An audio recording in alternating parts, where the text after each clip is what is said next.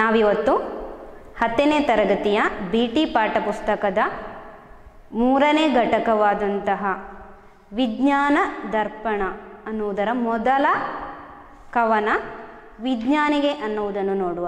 ಏನು ವಿಜ್ಞಾನ ದರ್ಪಣ ಅಂತೇಳಿದರೆ, ದರ್ಪಣ ಅಂತೇಳಿದರೆ ಕನ್ನಡಿ ಅಂತ ಅರ್ಥ. ಸೊ ವಿಜ್ಞಾನ ಅನ್ನುವಂತಹ ಕನ್ನಡಿ ಅಥವಾ ವಿಜ್ಞಾನದ ಕನ್ನಡಿಯನ್ನು ನಮಗೆ ಈ 3 ಪಾಠಗಳಂದರೆ ಘಟಕದಲ್ಲಿ ಬರುವಂತಹ 3 ಪಾಠಗಳು ತಿಳಿಸಿಕೊಡ್ತದೆ. ಕವನದತ್ತ ಗಮನ ಕೊಡುವ ವಿಜ್ಞಾನಿಗೆ ಎಂಬುದಾಗಿ.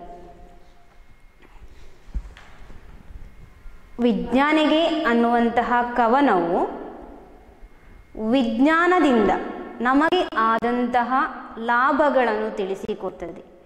ವಿಜ್ಞಾನ ಅನ್ನುವಂಥದ್ದು ಹಲವಾರು ಸಾಧನೆಗಳನ್ನು, ಸೈನ್ಸ್ ಅನ್ನುವಂಥದ್ದು ಹಲವಾರು ಸಾಧನೆಗಳನ್ನು ಮಾಡಿ ನಮಗೆ ಸಹಾಯವನ್ನು ಒದಗಿಸಿದೆ. ಈ ಸಹಾಯವನ್ನು ಒದಗಿಸಿದರ ಕುರಿತಾಗಿ ಕವಿ ಧನ್ಯತಾ ಭಾವವನ್ನು ಸೂಚಿಸ್ತಾರೆ. ಅದನ್ನು ನಾವು ಈ ಕವನದಲ್ಲಿ ನೋಡುವ. ಯಾವೆಲ್ಲ ಕೆಲಸಗಳಿಗೆ ಕವಿ ಧನ್ಯವಾದವನ್ನು ಹೇಳುತ್ತಾರೆ ಅನ್ನೋದನ್ನು ಕವನದಲ್ಲಿ ನೋಡುವ. ಬರೆದ ಆನಂದ ಕಂದ ಪದ್ಯವನ್ನೊಮ್ಮೆ ನೋಡುವ. ಕಾಣದಿರುವ ಕಲ್ಯಾಣ ಶಕ್ತಿಗಳ ಕಾಣಲು ಹೋಗುವೆನಿ, ಭಾನುಭೂಮಿಗಳ ಅಳೆದು ಬಳಚುತ್ತಿದೆ ಧನು ಧನು ವಿಜ್ಞಾನಿ. ಭಾನುಭೂಮಿಗಳ ಅಳೆದು ಬಳಚುತ್ತಿಹೆ ಧನು ಧನು ವಿಜ್ಞಾನಿ. ಗಾಳಿಯನ್ನು ಮನೆಯಾಳಿನಂತೆ ಮಾಡಿದೆಯೋ ಮಾಟಗಾರ, ಜಾಳು ಉಗಿಯೊಳಗಡಗಿರುವ ಅಮಿತ ಬಲ ಕಂಡ ನೋಟಗಾರ. ಹರಿವ ನೀರೊಳಗೆ ಒದುಗಿ ಕುಳಿತ ಹಿಮ್ಮಿಂಚ ಹುಡುಕಿದವನಿ, ಭಾನುಭೂಮಿಗಳ ಅಳೆದು ಬಳಚುತ್ತಿಹೆ ಭಲೆ ಬಲೆ ವಿಜ್ಞಾನಿ. ಸಾವಿರಗಾವುದ ದೂರ ಕಥೆಯ ಕುಳಿತಲ್ಲಿಯೇ ಕೇಳಿಸುವೆ, ಸಾವಿರ ಯೋಜನದಾಟವ ಎಲ್ಲೆಡೆ ಕೇಳಿಸುವೆ. ಜೀವಜಾಲಗಳ ಟಾವು ನೆಲೆಯ ತಪದಿಂದ ಕಂಡ ಮೌನಿ, ಭಾನುಭೂಮಿಗಳ ಅಳೆದು ಬಳಚುತ್ತಿಹೆ ಧನು ಧನು ವಿಜ್ಞಾನಿ. ಮಾನವರಿಗೆ ಬಾನೊಳು ಹಾರಾಡುವ ತ್ರಾಣವಿತ್ತ ಧೀರ, ಅಣುವಿನೊಳಡಗಿಹ ಅನಂತ ಶಕ್ತಿಯ ತುಡುಕಿ ಹಿಡಿದ ವೀರ. ತಿಂಗಳ ಲೋಕಕ್ಕೆ ತೆರಳಲು ಕಟ್ಟುತ್ತಲಿರುವೆ ನನಸಿನ ಏಣಿ, ಭಾನುಭೂಮಿಗಳ ಅಳೆದು ಬಳಚುತ್ತಿಹೆ ಭಲೆ ಭಲೆ ವಿಜ್ಞಾನಿ. ಕವನದ ವಿವರಣೆಯತ್ತ ಸಾಗುವ. ವಿಜ್ಞಾನಿಗೆ ಕಾಣದಿರುವ ಕಲ್ಯಾಣ ಶಕ್ತಿಗಳನ್ನು, ಕಾಣದೇ ಇರುವಂತಹ ಉತ್ತಮವಾದ ಶಕ್ತಿಗಳನ್ನು, ಪ್ರಯೋಜನಕಾರಿಯಾಗಬಹುದಾದಂತಹ ವಿಷಯಗಳನ್ನು ಕಾಣಲು ಹಣಗುವನಿ, ಕಾಣಲು ಆತುರ ಪಡುವಂತಹ, ತವಕಿಸುವಂತಹ ನೀನು.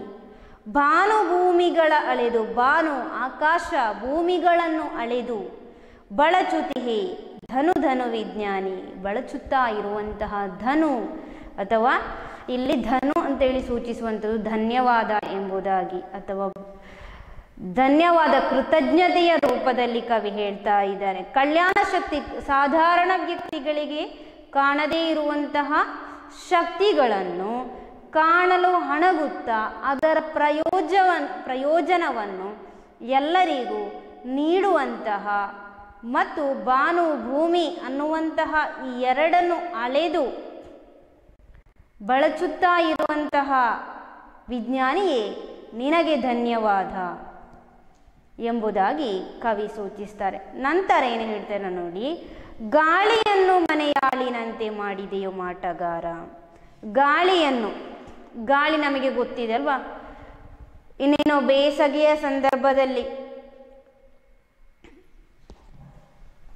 ಸೆಕೆ ಅಥವಾ ಬಿಸಿ, ಸೂರ್ಯನ ಪ್ರಕಾಶದಿಂದಂತಹ ಬರುವಂತಹ ತೀವ್ರವಾದ ಬಿಸಿಯಿಂದಾಗಿ ನಮಗೆ ಸೆಕೆ ಆಗ್ತದೆ.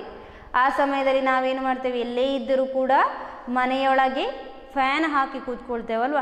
ಹೀಗಾಗಿ ಆ ಒಂದು ಫ್ಯಾನ್ ಅನ್ನುವಂಥದ್ದನ್ನು ಕಂಡುಹುಡುಕಿದ ಅಥವಾ ಗಾಳಿಯನ್ನು ಮನೆಯಾಳಿನಂತೆ ಮಾಡಿದಂತಹ ವ್ಯಕ್ತಿ ಕೇವಲ ಒಂದು ಸ್ವಿಚ್ ಅಮರಿಸಿದರೆ ಸಾಕು, ಏನಾಗ್ತದೆ, ಫ್ಯಾನ್ ತಿರುಗ್ತದೆ.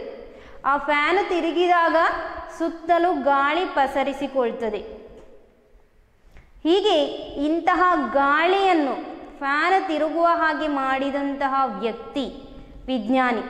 ಹಾಗಾಗಿ ಕವಿ ಇಲ್ಲಿ ಸೂಚಿಸ್ತಾರೆ, ಮನೆಯಾಳಿನಂತೆ ಗಾಳಿ ಸಂಚರಿಸುತ್ತಾ ಇರುವಂತಹ ಗಾಳಿಯನ್ನು ಮನೆಯ ಆಳು ಕೆಲಸದ ವ್ಯಕ್ತಿಯ ಹಾಗೆ ಒಂದು ಸ್ವಿಚ್ ಅಮರಿಸುವುದರ ಮೂಲಕ ನಮಗೆ ಬೇಕಾದಾಗ ಹಾಕುವ, ಬೇಡದಾಗ ನಿಲ್ಲಿಸುವಂತಹ ಒಂದು ಕೆಲಸಗಾರನ ಹಾಗೆ ಮಾಡಿದಂತಹ ವ್ಯಕ್ತಿ, ಮಾಡಿಕೊಟ್ಟಂತಹ ವ್ಯಕ್ತಿ ವಿಜ್ಞಾನಿ. ಮಾಟಗಾರ ನೀನು, ಮಾಡಿದೆಯೋ ಮಾಟಗಾರ, ಮಾಯಾಜಾಲ ಜಾದುಗಾರನೋ ನೀನು ಎಂಬುದಾಗಿ ಕವಿ ಪ್ರಶ್ನಿಸ್ತಾರೆ.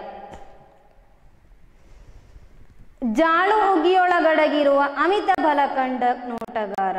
ಜಾಳು ಉಪಯೋಗವಿಲ್ಲದಂತಹ ವಸ್ತುವಿನಲ್ಲಿ ಕೂಡ ಏನು, ಉಗಿಯೊಳಗೆ ಅಮಿತ ಬಲ, ಅಧಿಕವಾದಂತಹ ಬಲವನ್ನು ಕಂಡಂತಹ ನೋಟಗಾರ, ಅತ್ಯದ್ಭುತವಾದಂತಹ ಬಲವನ್ನು ಕಂಡುಕೊಂಡಂತಹ ಉತ್ತಮ ನೋಟಗಾರ. ಹರಿವ ನೀರೊಳಗೆ ಹುದುಗಿ ಕುಳಿತ ಹೆಮ್ಮಿಂಚ ಹುಡುಕಿದವನೇ, ಭಾನುಭೂಮಿಗಳ ಅಳೆದು ಬಳಚುತಿಹೇ ಭಲೆ ಭಲೆ ವಿಜ್ಞಾನಿ. ಹರಿವ ನೀರೊಳಗೆ, ಹರಿಯುತ್ತಾ ಇರುವಂತಹ, ರಭಸವಾಗಿ ಹರಿಯುತ್ತಾ ಇರುವಂತಹ ನೀರಿನ ಒಳಗಡೆ, ಹುದುಗಿರುವ ನೀರಿನ ಒಳಗಡೆ ಅವಿತಿರುವ ಅಥವಾ ಹುದುಗಿರುವಂತಹ ಹೆಮ್ಮಿಂಚು, ಹಿರಿದಾದ ಮಿಂಚು, ಕರ್ಮಧಾರಾಯ ಸಮಾಸ ಅಲ್ವಾ, ಹೆಮ್ಮಿಂಚು, ಹಿರಿದಾದ ಮಿಂಚು. ಸೊ ಹಾಗಾಗಿ ಈ ರಭಸವಾಗಿ ಹರಿಯುತ್ತಾ ಇರುವಂತಹ ನೀರಿನ ಒಳಗಡೆ ಅವಿತಿರುವಂತಹ ಹಿರಿದಾದ ಮಿಂಚನ್ನು ಹುಡುಕಿದವನು ನೀನು, ಹುಡುಕಿದಂತಹ ವ್ಯಕ್ತಿ ವಿಜ್ಞಾನಿ. ಭಾನುಭೂಮಿಗಳ ಅಲೆದು ಬಳಚುತಿಹೇ ಭಲೆ ಭಲೆ ವಿಜ್ಞಾನಿ. ಹಾಗಾಗಿ ಏನು, ಭಾನು ಮತ್ತು ಭೂಮಿಯನ್ನು ಅಲೆಯುತ್ತಾ ತೂಗುತ್ತಾ ಸವರುತ್ತಿರುವೆ, ಈ ಎರಡನ್ನೂ ಕೂಡ ಸವರುತ್ತಿರುವಂತಹ ವಿಜ್ಞಾನಿಯೇ ಬೇಷ್, ಭಲೆ. ಬೆನ್ನು ತಟ್ಟುತ್ತಾ ಇದ್ದಾರೆ ಅಥವಾ ಬೆನ್ನು ತಟ್ಟುವಂತಹ ಮಾತುಗಳನ್ನು ಆಡುತ್ತಾ ಇದ್ದಾರೆ ಕವಿ. ಈ 4 ಲೈನ್ಗಳಲ್ಲಾಗಿ ಮುಖ್ಯವಾದ 2 ವಿಷಯವನ್ನು ಹೇಳಿದ್ದಾರೆ. ಯಾವುದು? ಒಂದು, ಗಾಳಿಯನ್ನು ಮನೆಯಾಳಿನಂತೆ ಅಂದರೆ ಫ್ಯಾನ್ ಅನ್ನು ಕಂಡು ಹುಡುಕಿ ಕೊಟ್ಟವನು ವಿಜ್ಞಾನಿ. ಅದೇ ರೀತಿ ನೆಕ್ಸ್ಟ್, ಹರಿವ ನೀರೊಳಗೆ ಹುದುಗಿರುವಂತಹ ಹೆಮ್ಮಿಂಚು, ವಿದ್ಯುತ್ ಅಲ್ವಾ.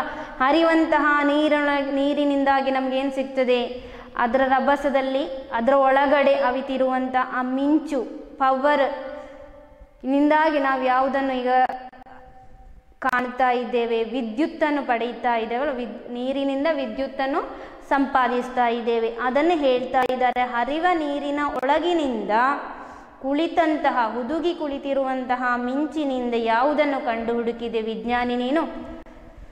ವಿದ್ಯುತ್ತನ್ನು ಕಂಡು ಹುಡುಕಿದ, ಅಥವಾ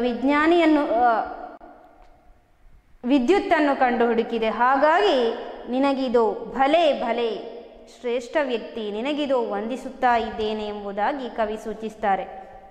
ನೆಕ್ಸ್ಟ್ ಹೇಳ್ತಾರೆ ನೋಡಿ, 1000 ಗಾವುದ ದೂರ ಕಥೆಯ ಕುಳಿತಲ್ಲಿಯೇ ಕೇಳಿಸುವೆ. ವಿದೇಶದಲ್ಲಿ ಅಥವಾ ಅಮೇರಿಕಾದಲ್ಲ ಮತ್ತೆಲ್ಲೋ ನಡೆದಂತಹ ಘಟನೆಯನ್ನು ನಾವು ನಮ್ಮ ಮನೆಯಲ್ಲಿದ್ದುಕೊಂಡು ಕೇಳ್ತೇವೆ. ಯಾವುದರ ಮೂಲಕ? ಈಗ ಹಲವಾರು ಮಾಧ್ಯಮಗಳು ನಮ್ಮ ಕಣ್ಣ ಮುಂದೆ ಇದೆ, ನಾವು ದಿನನಿತ್ಯ ಉಪಯೋಗಿಸ್ತೇವೆ. ಅದರಲ್ಲಿ ಅದೆಷ್ಟೋ ಹಿಂದಿನ ವರ್ಷದಲ್ಲಿ ಉಪಯೋಗಿಸಲ್ಪಟ್ಟಂತಹ ರೇಡಿಯೋ ಆಗಿರಬಹುದು, ಇತ್ತೀಚಿನ ಹಲವು ವರ್ಷಗಳಲ್ಲಿ ಕಂಡುಬಂತಹ ಟಿ.ವಿ ಆಗಿರ್ಬೋದು, ಕಂಪ್ಯೂಟರ್ ಆಗಿರ್ಬೋದು, ಮೊಬೈಲ್ ಆಗಿರ್ಬೋದು, ಲ್ಯಾಪ್ಟಾಪ್ ಆಗಿರ್ಬೋದು, ಇವೆಲ್ಲ ನಮಗೆ ಎಲ್ಲೋ ನಡೆದಂತಹ ಘಟನೆಯನ್ನು ಇಲ್ಲಿ ಕುಳಿತಲ್ಲಿಂದಲೇ ತಿಳಿಸಬಲ್ಲಂತಹ ಶಕ್ತಿ ಇರುವಂತಹ ಒಂದು ಮಾಧ್ಯಮ ಅಥವಾ ಒಂದು ಯಂತ್ರ, ಅದನ್ನು ಹೇಳ್ತಾ ಇದ್ದಾರೆ. 1000 ಗಾವುದ ದೂರ ಕಥೆಯ ಕುಳಿತಲ್ಲೇ ಕೇಳಿಸುವೆ. ನಾವೊಂದು ಜಾಗದಲ್ಲಿ ಕುಳಿತುಕೊಂಡಿದ್ರೆ ಮತ್ತೆಲ್ಲೋ ನಡೆದಂತಹ ಘಟನೆಯನ್ನು, ಅಲ್ಲಿ ನಡೆದಂತಹ ಕಥೆಯನ್ನು ನಾವು ಕುಳಿತಲ್ಲೇ ಕೇಳಿಸುತ್ತೇವೆ. ಯಾವುದರ ಮೂಲಕ? ಇಲ್ಲಿ ಕವಿ ಸೂಚಿಸುವಂಥದ್ದು ರೇಡಿಯೋವನ್ನು. 1000 ಯೋಜನ ದಾಟವ ಎಲ್ಲೆಡೆ ಕೇಳಿಸುವೆ.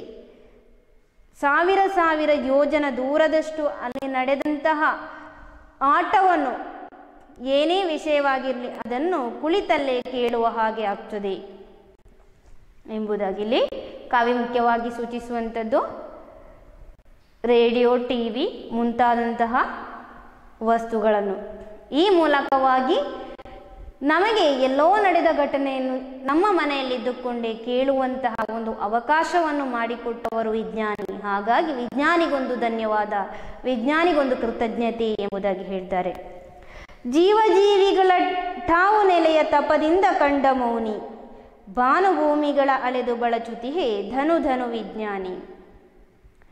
ಜೀವಜೀವಿಗಳ ಪ್ರತಿ ಜೀವಿಗಳ ಠಾವು ಅಂತೇಳಿದರೆ ಮನೆ ಅಂತ ಅರ್ಥ, ನೆಲೆ, ಅವುಗಳ ಸ್ಥಾನ ಮೂಲವನ್ನು ತಪದಿಂದ ಕಂಡ ಮೌನಿ, ತಪಸ್ಸಿನ ಹಾಗೆ ಕಂಡಂತಹ ಮೌನವಾಗಿದ್ದುಕೊಂಡು ಪ್ರತಿ ಜೀವಜಾಲಗಳ ಠಾವನ್ನು ಕಂಡಂತಹ ಮನೆಯನ್ನು, ನೆಲೆಯನ್ನು ಕಂಡಂತಹ ವ್ಯಕ್ತಿ ವಿಜ್ಞಾನಿ. ಹಾಗಾಗಿ ಭಾನುಭೂಮಿಗಳ ಅಳೆದು ಬಳಚುತಿಹೆ ಧನು ಧನು ವಿಜ್ಞಾನಿ. ಭಾನು ಮತ್ತು ಭೂಮಿಯನ್ನು ಅಳೆಯುತ್ತಾ, ತೂಗುತ್ತಾ, ಸವರುತ್ತಾ ಇರುವಂತಹ ವಿಜ್ಞಾನಿಯೇ ನಿನಗಿದು ಧನ್ಯವಾದ ಧನ್ಯವಾದ ಎಂಬುದಾಗಿ ಕವಿ ಸೂಚಿಸ್ತಾರೆ. ಮಾನವರಿಗೆ ಬಾನೊಳು ಹಾರಾಡುವ ತ್ರಾಣವಿತ್ತದೀರ, ಅಣುವಿನೊಳಗೆ ಅಡಗಿಹ ಅನಂತ ಶಕ್ತಿಯ ತುಡುಕಿ ಹಿಡಿದ ವೀರ. ಮಾನವರಿಗೆ ಬಾನೊಳು ಹಾರಾಡುವಂತಹ ತ್ರಾಣವಿತ್ತವನು. ಮಾನವರು ಬಾನೊಳು ಹಾರಾಡುವುದಕ್ಕಿಂತ ಮೊದಲು ಹಾರಾಡುತ್ತಾ ಇದ್ದದ್ದು ಅಂತ ಹೇಳಿದರೆ ಬಾನಿನಲ್ಲಿ ಕೇವಲ ಪಕ್ಷಿಗಳು ಮಾತ್ರ. ಹಾಗಿರುವಾಗ ಅದೇ ಶಕ್ತಿಯನ್ನು ತಾವು ಕೂಡ ಆಕಾಶದಲ್ಲಿ ಹಾರಾಡಬಲ್ಲಷ್ಟು ಶಕ್ತಿಯನ್ನು, ಮನುಷ್ಯನಿಗೂ ಕೂಡ ಆಕಾಶದಲ್ಲಿ ಸಾಗಬಲ್ಲಂತಹ ಶಕ್ತಿಯನ್ನು ನೀಡಿದವನು ಅಥವಾ ಅಂತಹ ಒಂದು ಉಪಕರಣವನ್ನು ಮಾಡಿಕೊಟ್ಟವನು ವಿಜ್ಞಾನಿ. ತ್ರಾಣವಿತ್ತವನು, ಶಕ್ತಿಯನ್ನು ಕೊಟ್ಟ ಅಂತಹ ಧೀರ ವ್ಯಕ್ತಿ. ಇಲ್ಲಿ ಸೂಚಿಸುವಂಥದ್ದು ವಿಮಾನ, ಹೆಲಿಕಾಪ್ಟರ್ ಮುಂತಾದವುಗಳನ್ನು. ಮಾನವರಿಗೆ ಬಾನೊಳು ಹಾರಾಡುವ, ಸಾಧಾರಣ ಕಾಲಲ್ಲಿ ನಡ್ಕೊಂಡು ಹೋಗುವಂತಹ ಮನುಷ್ಯರಿಗೆ ಆಕಾಶದಲ್ಲಿ ಹಾರಾಡಬಲ್ಲಂತಹ ಶಕ್ತಿ, ಅಥವಾ ವಿಮಾನದ ಮೂಲಕವಾಗಿ ಕೇವಲ ನೆಲದಲ್ಲಿ ಓಡಾಡುವವರು ಆಕಾಶದಲ್ಲಿ ಓಡಾಡುವಂತಹ ಶಕ್ತಿಯನ್ನು ವಿಮಾನದ ಮೂಲಕ ಮಾಡಿಕೊಟ್ಟಂತಹ ವ್ಯಕ್ತಿಯಾಗಿದ್ದಾನೆ ವಿಜ್ಞಾನಿ. ಅಣುವಿನೊಳಗೆ ಅಡಗಿರುವ ಅನಂತ ಶಕ್ತಿಯನ್ನು ತುಡುಕಿ ಹಿಡಿದ ವೀರ. ಅಣುವಿನಲ್ಲಿ ಸಣ್ಣ ಒಂದು ಬಿಂದು ಅಥವಾ ತುಣುಕಿನಲ್ಲಿ ಬಿಂದುವಿನಲ್ಲಿ ಅಡಗಿದ್ದಂತಹ ಅನಂತ ಶಕ್ತಿ, ದೊಡ್ಡದಾದಂತಹ ಶಕ್ತಿಯನ್ನು ತುಡುಕಿ ಅವಲೋಕಿಸಿ ಕಂಡುಹಿಡಿದಂತಹ ವೀರ ಯಾರು? ನಮ್ಮ ವಿಜ್ಞಾನಿ. ತಿಂಗಳ ಲೋಕಕ್ಕೆ ತೆರಳಲು ಕಟ್ಟುತ್ತಲಿರುವೆ ನನಸಿನ ಏಣಿ, ಭಾನುಭೂಮಿಗಳ ಅಳೆದು ಬಳಚುತಿಹೆ ಭಲೆ ಭಲೆ ವಿಜ್ಞಾನಿ. ತಿಂಗಳ ಲೋಕಕ್ಕೆ, ತಿಂಗಳು ಅಂತೇಳಿದರೆ ಚಂದ್ರ ಎಂಬುದಾಗಿ ಅರ್ಥ. ಚಂದ್ರನ ಲೋಕಕ್ಕೆ ತೆರಳುವುದಕ್ಕೋಸ್ಕರವಾಗಿ ಕಟ್ಟುತ್ತಲಿರುವೆ ನನಸಿನ ಏಣಿ. ಕೇವಲ ಕನಸು ಕಂಡದು ಮಾತ್ರ ಅಲ್ಲ, ಅದನ್ನು ನನಸಾಗಿಸುವುದಕ್ಕೆ ಪ್ರಯತ್ನಿಸುತ್ತಾ ಇದ್ದಿ. ಈಗಾಗಲೇ ಈ ಕವನ ಬಂದ ನಂತರ ಚಂದ್ರನ ಲೋಕಕ್ಕೆ ಹೋಗಿ ಆಗಿದೆ. ಇದಕ್ಕೆಲ್ಲ ಹೋಗುವುದಕ್ಕೆಲ್ಲ ಕಾರಣಕರ್ತರಾಗಿರುವಂಥದ್ದು ವಿಜ್ಞಾನಿಗಳು. ಹಾಗಾಗಿ ಹೇಳ್ತಾ ಇದ್ದಾರೆ ಕವಿ, ಚಂದ್ರನ ಲೋಕಕ್ಕೆ ತೆರಳುವುದಕ್ಕೋಸ್ಕರವಾಗಿ ಕನಸು ಕಂಡದ್ದು ಮಾತ್ರವಲ್ಲ, ಅದನ್ನು ನನಸಾಗಿಸುವ ಕಡೆಗೆ ಏಣಿಯನ್ನು ಅಥವಾ ಚಂದ್ರಯಾನಕ್ಕೆ ಮುಂದಾಗಿದ್ದಿ. ಹೀಗೆ ಕೇವಲ ಭೂಮಿಯಲ್ಲದೆ ಭಾನು ಮತ್ತು ಭೂಮಿಗಳ ನಡುವಿನ ಅಂತರ ಮತ್ತು ಆ ಭಾನು ಭೂಮಿಗಳನ್ನು ಅಳೆದು ಸವರುತ್ತಾ ಅಭಿಮಾನದಿಂದ ಮೆರೆಯುತ್ತಾ ಇರುವಂತಹ ವಿಜ್ಞಾನಿಯೇ ನಿನಗಿದು ಧನ್ಯವಾದ ಎಂಬುದಾಗಿ ಕವಿ ಸೂಚಿಸ್ತಾರೆ. ಒಟ್ಟಿನಲ್ಲಿ ವಿಜ್ಞಾನಿ ಮಾಡಿರುವಂತಹ ಸಾಧನೆ, ಅದು ಫ್ಯಾನ್ ಕಂಡು ಹುಡುಕಿದ್ದಾಗಿರ್ಬೋದು, ವಿದ್ಯುತ್ ಕಂಡು ಹುಡುಕಿದ್ದಾಗಿರಬಹುದು, ಅದೇ ರೀತಿ ರೇಡಿಯೋ, ಟಿವಿ, ಕಂಪ್ಯೂಟರ್, ಲ್ಯಾಪ್ಟಾಪ್, ಹೀಗೆ ಹಲವು ವಿಧದ ಮಾಧ್ಯಮಗಳನ್ನು, ಉಪಕರಣಗಳನ್ನು ಕಂಡು ಹುಡುಕಿದ್ದಾಗಿರ್ಬೋದು. ಅದೇ ರೀತಿ ವಿಮಾನ, ಹೆಲಿಕಾಪ್ಟರ್ ಇವನ್ನು ಕಂಡು ಹುಡುಕಿ ಜನರಿಗೆ ಉಪಕಾರವನ್ನು ಉಂಟು ಮಾಡಿದಂತಹ ವಿಜ್ಞಾನಿಯಾಗಿರ್ಬೋದು. ಜೊತೆಗೆ ಕೇವಲ ಭೂಮಿಯಲ್ಲಿ ಮಾತ್ರ ಅಲ್ಲದೆ ಚಂದ್ರನ ಲೋಕಕ್ಕೂ ಪ್ರಯಾಣಿಸುವಂತಹ ಶಕ್ತಿಯನ್ನು ಹುಡುಕಿ ಅಥವಾ ಪ್ರಯಾಣಿಸಬಲ್ಲಂತಹ ವ್ಯವಸ್ಥೆಯನ್ನು ಮಾಡಿಕೊಟ್ಟಂತಹ ವಿಜ್ಞಾನಿ. ಹೀಗೆ ಕೇವಲ ಮಾನವ ಸಾಧಾರಣ ವ್ಯಕ್ತಿಯಲ್ಲ, ಅನಂತ ಶಕ್ತಿಯನ್ನು ಹೊಂದಿದವನು ಅನ್ನೋದನ್ನು, ಅನಂತ ಶಕ್ತಿಗೆ ಕಾರಣಕರ್ತನಾದಂತಹ ಭೂಮಿಯಲ್ಲಿರುವ ವಿವಿಧ ಸ್ತರಗಳಿಂದ ಅನಂತ ಶಕ್ತಿಯನ್ನು ಕಂಡು ಹುಡುಕಿ ಉಪಕಾರಿಯಾಗುವ ಹಾಗೆ ಮಾಡಿದಂತಹ ವಿಜ್ಞಾನಿಯೇ ನಿನಗೆ ಧನ್ಯವಾದ ಎಂಬುದಾಗಿ ಸೂಚಿಸ್ತಾರೆ. ಕವಿ ವಿಜ್ಞಾನಿಯ ಸಾಧನೆಗಳನ್ನು ಹೊಗಳಿ ವಿಜ್ಞಾನಿಗೆ ಧನ್ಯವಾದವನ್ನು ಸೂಚಿಸ್ತಾರೆ. ಕವನ ಪುಟ್ಟದಾಗಿದ್ದುಕೊಂಡು ದೊಡ್ಡ ಅರ್ಥಗಳನ್ನು ನೀಡಿದೆ.